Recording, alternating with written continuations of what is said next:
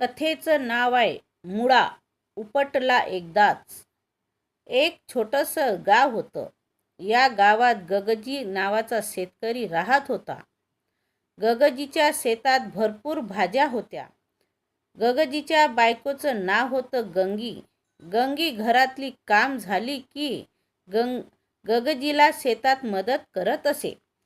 एक दिवशी गगजीने ठरवले की शेतात मुळा लावायचा. ठरल्याप्रमाणे गगजीने शेतात मुळा लावला.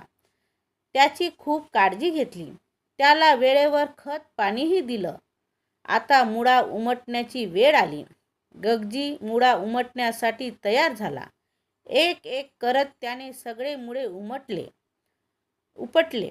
स्वच्छ धुवून पोत्यात भरून ठेवले. आता शेवटचा एकच मुळा राहिला होता. गगजी तो मुळा उपटू लागला. अटेटू हट्ट, पण मुळा उपटला जाईना. गगजीने पुन्हा एकदा जोर लावला. अटेटू पुन्हा तसंच मुळा उपटला जाईना. गगजी थकून गेला. त्याने गंगीला मदतीला बोलावले. मग काय गगजीने धरले मुळ्याला. गगजीने धरले गंजीला. लागले मुळा उपटायला. अटेटू हट्टू, पण तरीही मुळा उपटला जाईना. दोघांचे हात दुखायला लागले. गगजीला 2 मुलं होती. मुलाचं नाव गगला आणि मुलीचं नाव गगली. गगी म्हणाली, आपण गगल्याला बोलावूया, तो युक्ती करेल काहीतरी. गगला आला बोलावल्यावर पडत पडत. मग काय गगजीने धरले मुळ्याला. गगजीने धरले गगजीला. गगल्याने धरले गंगीला. लागले मुळा उपटायला. एटेटू हेटेटू, अरेच्या, पण तरीही मुळा उपटला जाईना. गगल्याने गगलीला हाक मारली. गगली आली पडत पडत. मग काय गगजीने धरले मुळ्याला. गगजीने धरले गगजीला. गगल्याने धरले गग्गीला. गगलीने धरले गगल्याला. लागले मुळा उपटायला.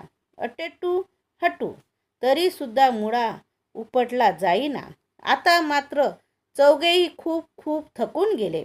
गगलीने तिच्या मणीला बोलावले. मणी म्याऊ म्याऊ करत आली आणि पायाने मुळ्याच्या बाजूची माती उकडायला सुरुवात केली. बघता बघता खड्डा तयार झाला. पुन्हा एकदा चौघांनी एकमेकांना धरले आणि लागले मुळा उपटायला.